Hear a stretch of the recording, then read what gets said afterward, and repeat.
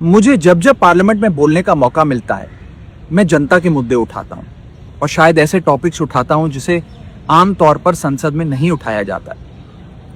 लेकिन क्या जनता के मुद्दे उठाना, पब्लिक इश्यूज पे बात करना कोई अपराध है? क्या मैंने कोई गुनाह कर दिया, कोई गलती कर दी? Have I done something wrong?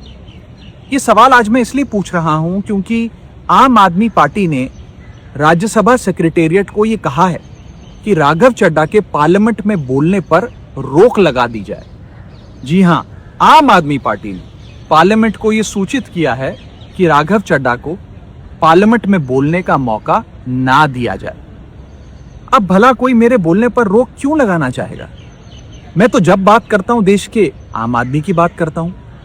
Airport पर मिल रहे महंगे खाने की बात रखी, जोमैटो ब्लिंकिट के डिलीवरी राइडर्स की प्रॉब्लम रखी, खाने में मिलावट का मुद्दा उठाया, टोल प्लाजा लूट से लेकर बैंक चार्जेस लूट की बात करी, यहां तक कि मिडिल क्लास पे टैक्स के बोझ से लेकर कंटेंट क्रिएटर्स पर स्ट्राइक क्यों करी जाती है, टेलीकॉम कंपनियां कैसे 12 महीने में 13 बार हमसे रिचार्ज कराती हैं, डेटा रोल ओवर नहीं देती हैं, रिचार्ज खत्म होने के बाद इनकमिंग रोक देती है, तमाम इश्यूज मैंने सदन में उठाए।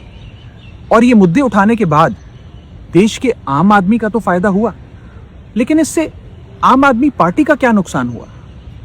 भला कोई मुझे बोलने से क्यों रोकना चाहेगा? कोई मेरी आवाज को क्यों बंद करना चाहेगा? खैर, आप लोग मुझे अनलिमिटेड प्यार देते हैं। मैं जब जब आपके मुद्दे उठाता हूं, आप मुझे सपोर्ट करते हैं, मुझे शाबाशी देते हैं, मेरा हौसला बढ़ाते हैं। मैं आपको कहना चाहता हूं थैंक यू। ऐसे ही मेरा हाथ और मेरा साथ थामे रखिएगा, छोड़िएगा मत। मैं आपसे हूं और मैं आपके लिए हूं।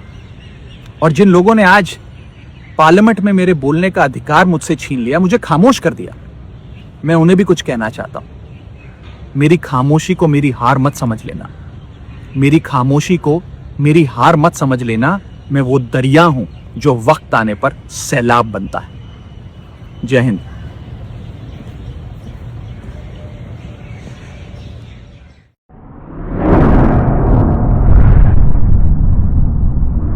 अतराफ टीवी, हर बात सच के साथ।